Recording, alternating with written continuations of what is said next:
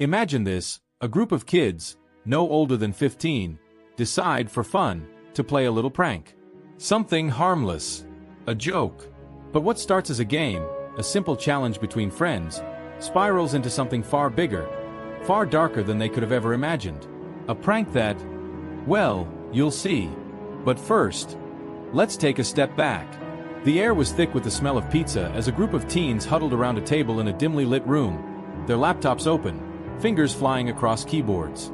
They weren't just typing, they were doing the impossible. Eli was the leader, quiet, focused, and ridiculously smart for his age. With a mop of messy brown hair and glasses perched on the bridge of his nose, he looked more like a normal kid than a digital mastermind. But don't let that fool you. Eli had been hacking since he was 11. Beside him sat Grace, her dark hair pulled back into a messy ponytail, her eyes locked on the screen, her fingers moving like a blur. She was the coder, the one who could manipulate anything with a few lines of code. Danny, younger than the rest by a couple of years, but no less skilled, had just cracked the latest puzzle the group had been trying to solve.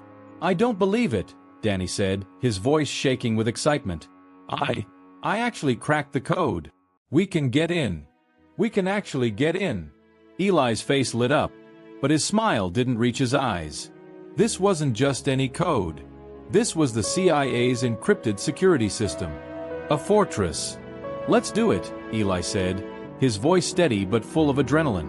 They'd been planning it for weeks. They'd been learning, gathering pieces of information from the deepest corners of the internet, testing systems, and debugging their way through some of the most difficult cyber barriers on Earth. They had no idea what they were about to uncover. Eli clicked a few more keys. The screen flickered for a moment. Then everything went black. A strange silence filled the room as they waited. Then, boom! The screen exploded to life with the CIA's logo flashing in bright green letters. They had done it. The system that protected national security, covert operations, and classified data had been breached. By kids. Danny and Grace exchanged nervous glances. "We really did it, didn't we?" Grace whispered, her voice a mix of awe and fear. Eli didn't reply at first. He was already searching through the data streams, eyes glued to the screen. "I don't think we should be here," Danny said, his voice now filled with anxiety. But Eli wasn't listening. He clicked on one of the deeper files. A new window popped up with an encrypted message. And that's when everything changed. It wasn't just government secrets. It wasn't just military files. No, it was something far worse. A list of names, dates, and locations. Undercover agents. There were Black Ops missions. But there were also civilians. Innocent people. Names tied to covert operations gone wrong. Eli's heart pounded. "Turn it off. Turn it off now." Danny cried, but it was too late. The screen went dark again, but not because they had logged off. No. The room suddenly flooded with light, and the door slammed open. The sound of boots thudding against the floor echoed through the room. Armed men in tactical gear stormed in, their faces covered, their guns aimed directly at the kids. Eli's stomach dropped. They hadn't just hacked into the CIA system. They had stumbled into something much darker, much more dangerous. In the chaos, Eli tried to shut down the laptop, but the device was immediately yanked away from him. He barely had time to register the situation before one of the men grabbed him by the collar, lifting him off his feet. "Who are you? What are you doing?" the man growled. Eli couldn't breathe. His mind raced.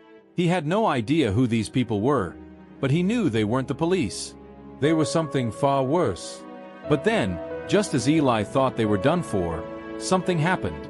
"Release them," a calm voice ordered from the back of the room. The armed men hesitated. "Now!" The command came with an authority that made the men lower their weapons. Eli's heart skipped a beat.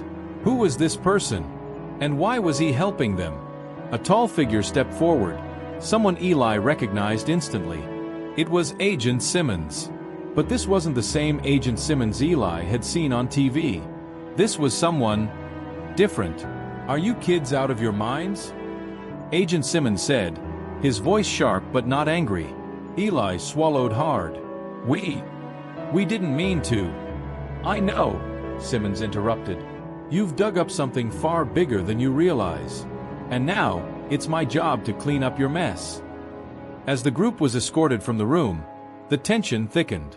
They were handcuffed, but their lives weren't over yet. Simmons' words rang in Eli's mind. "It's my job to clean up your mess." What mess? What had they stumbled upon? Simmons led them down a hallway, his face unreadable. Then, stopping at a door, he turned to face them. "Listen carefully," he said. "What you found was a test. A test for someone like you." "A test? For us?"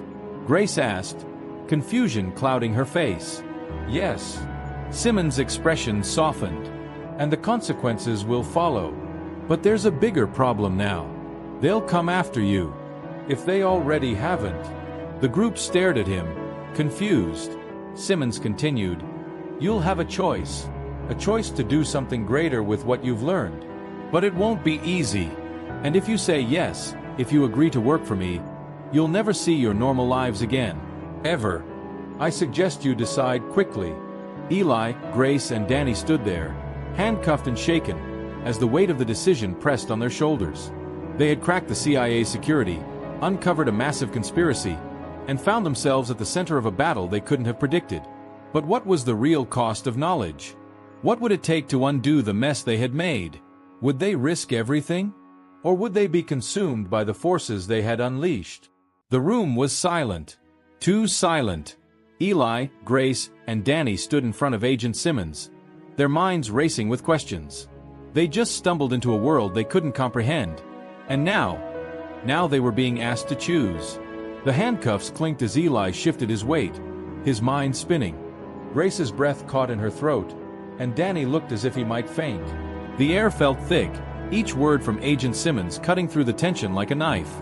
"You'll have a choice," Simmons repeated, his voice calm, almost reassuring. "You can walk away. Go back to your lives. Pretend this never happened. Or," Grace asked, her voice barely a whisper, but full of fear, "or you can stay. Help us. And maybe, just maybe, you'll be able to stop what you've started." Eli's heart pounded. He glanced at his friends. Grace was still processing. Danny, barely 14, looked like he was about to collapse. But there was no going back now. The wheels had already started turning. "I don't think we have a choice," Eli said, his voice steady but filled with an edge of uncertainty. "We've already done too much. If we walk away, they'll come for us." "I know," Simmons replied, his eyes narrowing. "But walking away is still an option. I won't force you into this." Grace looked at Eli, then at Danny, her eyes flickering with a mixture of fear and determination. "What if we can't handle it? What if we make things worse?"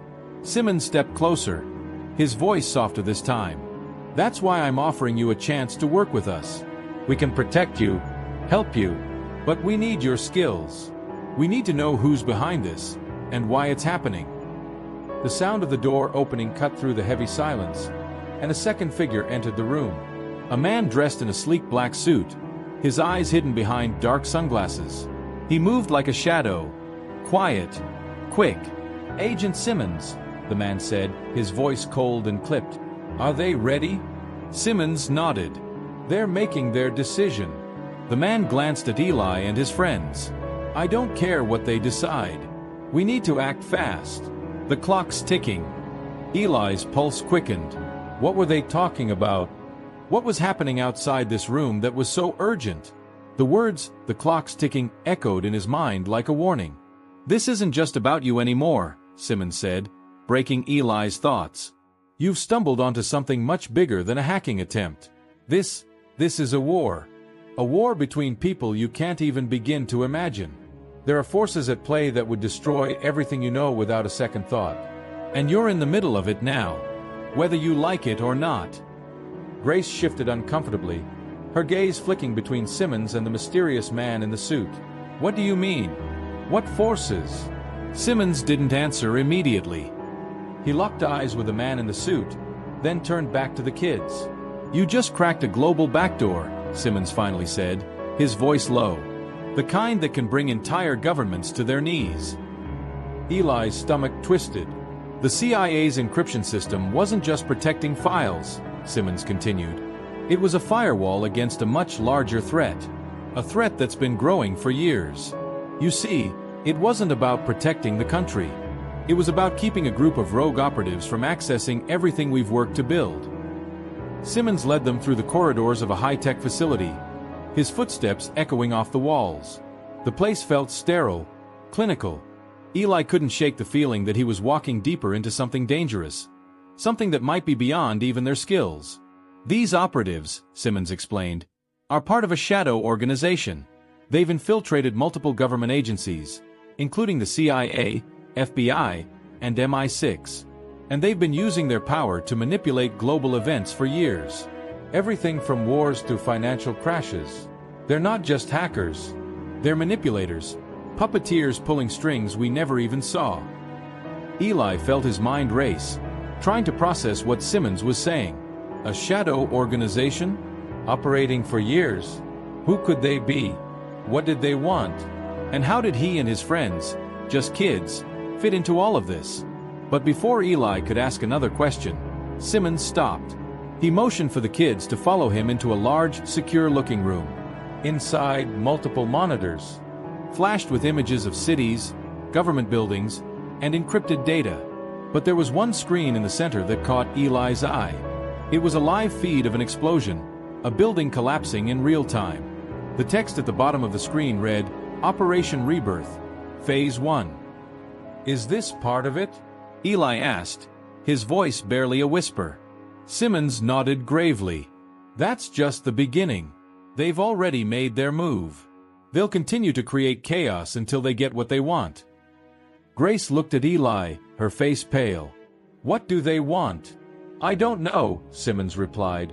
But we need to stop them before they can move forward with Phase 2. Simmons turned to face the kids, his expression unreadable. The truth is, you can help us, or you can turn your back on this and live the rest of your lives in fear of what's coming. But you've seen what they're capable of now. And that knowledge alone is dangerous. Danny's eyes were wide with fear. You want us to stop them? How? We're just kids. Simmons' gaze softened for a moment. You've already proven you can do things others can't. And you've got something they don't. You're unpredictable. They'll never see you coming. Eli took a deep breath. And if we say yes? Simmons stepped forward, his voice lowering to a near whisper. If you say yes, you'll become part of something much larger than you ever imagined. You'll be our best chance of stopping this before it's too late. The tension was unbearable. Grace and Danny exchanged a look, both of them filled with fear and doubt. The stakes had never been higher. But then, just as Eli was about to speak, bang! The sound of an explosion shook the building. The lights flickered. Simmons immediately grabbed the kids and pulled them toward the exit. Get to the safe room. Now!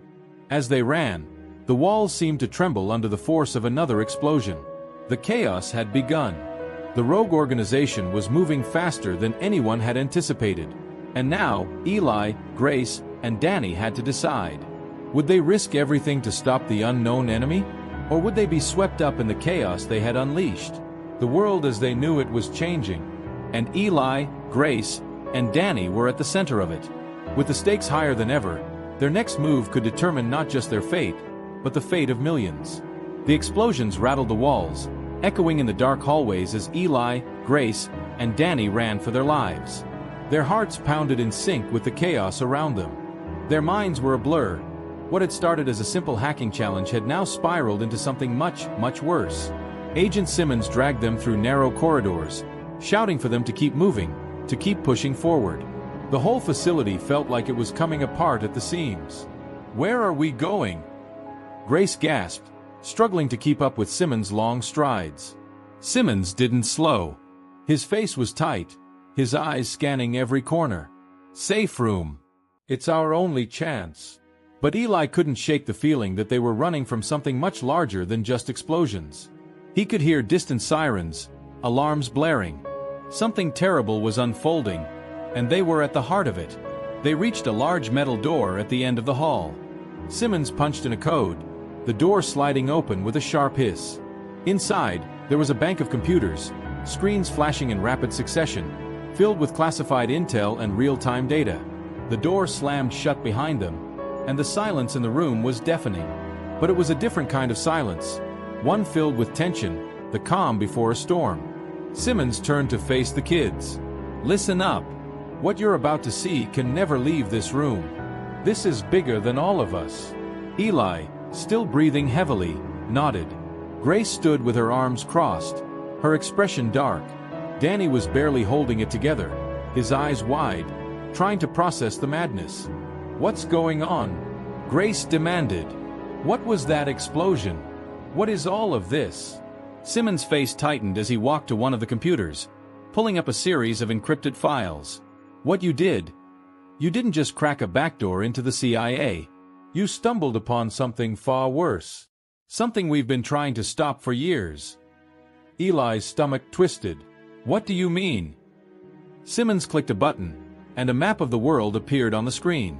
Red dots flashed across various locations, showing targets under surveillance. "This is the work of the Black Net," Simmons continued. "A shadow organization built on manipulation, espionage, and destruction. They've infiltrated governments, banks, and tech companies. They're pulling the strings behind the most powerful events in the world." Eli felt a chill run down his spine. "And we're just kids. How did we get dragged into this?" Simmons' gaze turned cold. "Calculating. Because of what you unlocked. They weren't expecting anyone to crack their code. But now that you have, they know who you are. They'll come after you. After all of us." Before Eli could respond, the screens flickered. A new message appeared on the main monitor. A simple line of text. "You've made a dangerous mistake. You've crossed a line. The game is on." The message was signed with a symbol Eli recognized from the files. An encrypted message from the Black Net. His heart raced. "They know we're here," Simmons muttered under his breath, pacing the room. "This wasn't supposed to happen. We thought we had more time." Suddenly, an alarm blared, and the room's lights flickered. The temperature seemed to drop several degrees. A new notification appeared on the computer. Phase 2. Initiated. Grace's face paled. "What does that mean? What happens now?" Simmons ran to the control panel, typing furiously. "Phase 2 means they're coming for us. But that's not all." He paused, staring at the screen, his expression growing darker. "They've already activated a series of cyber attacks. If we don't stop them, we'll lose everything. The world as we know it, gone. Gone." Danny repeated, his voice cracking. "What do you mean?" Simmons didn't answer. He turned to the kids, his voice cold and serious. "You've gotten us into this mess. Now you're the only ones who can help us fix it." Simmons motioned for them to sit in front of a bank of computers. He pulled up a series of maps, hacking protocols, and security systems. "We need to counterattack," he said, his voice tense. "They've set up multiple nodes, controlling everything from financial markets to military operations. If we don't stop them now, they'll launch Phase 3, a global crisis." Eli's fingers hovered over the keyboard, his mind racing. "So, we just hack them back? That's it?" Simmons shook his head. "It's not that simple. Their systems are designed to fight back. It'll be a fight for control. We have to get into their core network, stop their signal, and we have to do it before they initiate their next move." A loud bang echoed from outside the room, followed by a series of footsteps. Eli's heart pounded. Someone was coming. Someone dangerous. Simmons' face hardened. "We don't have much time. Get ready." But just as Eli was about to start typing, the door to the safe room burst open. A figure stepped inside, masked, black-clad, and moving with deadly precision. Simmons immediately moved in front of the kids. "Get back! Stay behind me," he ordered. But the figure didn't respond. They simply moved, faster than anyone Eli had ever seen. In a flash, the figure was at the control panel, smashing through the security protocols with a single movement. Simmons lunged toward them, but it was too late. The figure was already halfway to the server room. "Who are they?" Grace gasped. Simmons' expression darkened. "The Black Net. They have operatives everywhere. And now we've been compromised." Just as the figure turned to face them, a loud voice echoed through the room's speakers. It was a distorted robotic voice that sent chills down Eli's spine. "You should have stayed out of this. Now you'll pay the price." The figure pulled something from their belt, a device, small but deadly. It was a countdown timer, a signal to shut everything down. The countdown was ticking. Seconds were slipping away faster than Eli could count. The walls around them closed in, and all they had left was a single terrifying choice. But would they make it in time? What happens when you're up against an enemy who knows everything? The clock was ticking. The future of the world hung in the balance, and it all came down to one question. Could Eli and his friends stop the Black Net? Or would they be too late? The countdown clock on the device blinked ominously, each second echoing like a drumbeat in Eli's chest. 30, 29, 28. The figure in black, standing motionless, held the device tightly, his eyes cold and determined. But behind him, Eli, Grace, and Danny exchanged quick glances, a shared sense of resolve passing between them. Simmons was already moving, his mind racing. "We need to act now, before that timer hits zero." The room felt smaller now, the walls closing in. It wasn't just their lives at stake, it was the fate of the world. Eli's fingers hovered over the keyboard, adrenaline flooding his veins, but the knowledge of what he was up against, the power of the Black Net, weighed on him. They were kids, facing a shadowy, all-powerful force that had just gotten one step closer to destroying everything they knew. Eli's mind flashed back to the beginning of this nightmare. It had all started with a challenge, a simple test of skill, cracking a backdoor into the CIA systems, and now they were facing the aftermath of their curiosity. But as the figure advanced, there was no time to reflect. Only action. Eli's hands flew across the keys. He was trying to hack into the system, to stop the signal and shut down the countdown. The figure in black remained unmoved, the device in his hand steady. Behind him, Grace had grabbed a phone from one of the desks. She was typing furiously, trying to call in backup, but the signal had already been jammed. There was no way out. They were trapped in a virtual and literal war zone. But then, a sound, distant, almost imperceptible, began to fill the room. It was a low hum, and it grew louder with every passing moment. Eli's breath caught in his throat. It wasn't just the countdown timer anymore. The room itself seemed to be vibrating with energy. The air was thick with tension. Simmons stood at the ready, his face taut with fear and determination. "You have to stop them, Eli," he shouted, his voice rising above the growing noise. "That device, if it activates, everything's gone. You have to break the encryption now." But Eli's fingers stumbled. The system was too secure. The Black Net was too powerful, and their influence was everywhere. Each move Eli made seemed to be countered, as though the very walls were pushing back against him. Sweat dripped from his brow. Suddenly, Grace screamed, "Eli, look out!" The figure had turned. Now he was lunging toward Eli, the device held high. A flash of movement, a blur in the air. The world slowed. Eli's heart stopped. This was it. But just as the figure reached him, the impossible happened. The door to the safe room exploded open, and in came a team of government agents, led by Detective Simmons' superior, a tall man with graying hair and an iron resolve. "We're not too late," the man barked. "Clear the room. Take him down." In an instant, chaos erupted. The agents moved with precision, quickly tackling the figure in black, subduing him with practiced ease. The device was knocked from his hand, and the countdown stopped, frozen at 10 seconds. Eli's breath came in gasps, his hands trembling. They had done it. They had actually done it. Simmons' superior turned to Eli. "You kids are crazy, but you just saved the world." The weight of what they had just survived was settling in. Grace, still breathing hard, glanced at Eli. "We did it. We really did it." There was a spark of something deeper in her eyes, relief, but also pride. They had been thrown into the fire, but together, they'd come out stronger. Eli nodded, but his mind was still racing. But who was he? And what now? Detective Simmons stepped forward. "You're about to find out." He turned to the agents, giving them the signal. A few moments later, the figure in black was unmasked. His face was unfamiliar, cold, devoid of any trace of emotion.